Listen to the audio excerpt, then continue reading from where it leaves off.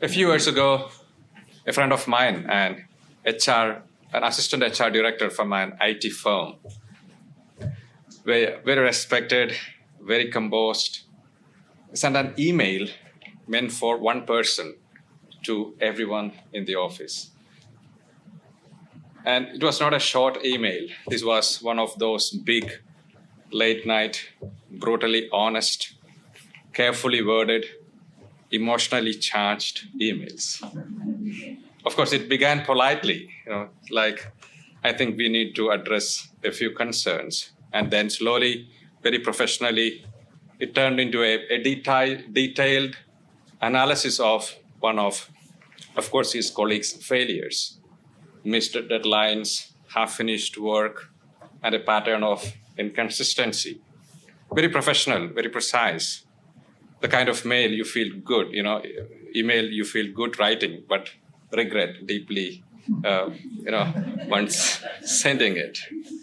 Anyway, he hit send after he had finished writing, and for a few seconds, everything was normal and peaceful. But then someone else whom he did not expect replied to that mail. That's when he noticed that the mail had been sent to all in the office. And that moment, your stomach drops, the time stops, and you seriously consider moving to another continent.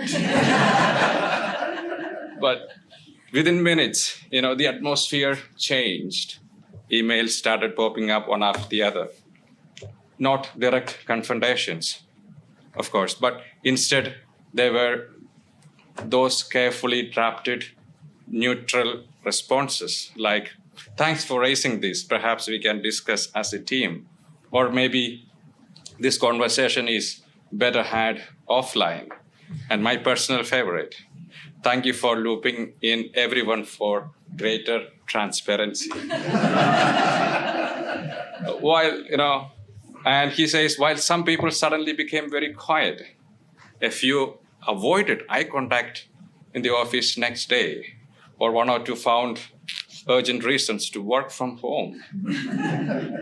And of course, there were also those who said nothing, but enjoyed everything. Because nothing unites a workplace or a community faster than someone else's very public mistake. But what that assistant HR director told me stayed with me. He said, the worst part wasn't what I wrote. Most of it was true. The worst part was realizing everyone had seen it, and walking back into the office the next morning was even worse. Because the moment had passed, but now you have to live after it. That's where today's gospel becomes very real. We often focus on the dramatic part, the accusation, the tension, the stone, the writing on the ground. But I want you to imagine something else today. Not when the woman was brought in, but when she walked away. The crowd is gone, the noise has faded, no one is shouting anymore, no one is watching. And suddenly she was alone with Jesus. And for the first time, she was not about to die, but now she has to live. I remember a scene from some movie, I don't remember which, when a young man who had just come out of prison after many years tells something we don't expect. He says, the hardest day was not the day I went in. It was the day I came out. Inside, everything was decided for me, where to go, what to do. But outside, no one tells you that. No one tells you who you are anymore. You must figure that out yourself. That's exactly where this woman stands in the gospel. Jesus simply says, go and do not sin anymore. And then he lets her walk. It's almost as if Jesus refuses to finish her story. No conclusion, no closure. There is no neat resolution. A woman and her open future. He gives her a new beginning. And that's where most of us live too.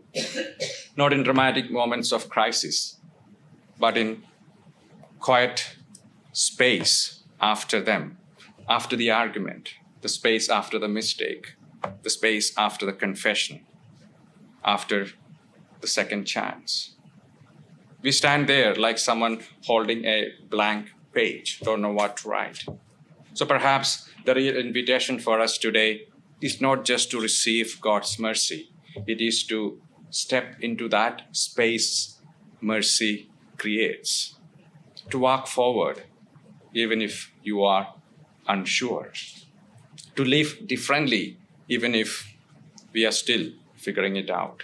Because the most important moment in this gospel is not when the stones fall to the ground, but when she begins to walk away. And that first step is everything, a step into a future she cannot yet see, but to one that is no longer controlled by her past. And that's grace, a life handed back to you, a new life, and the courage to take the next step.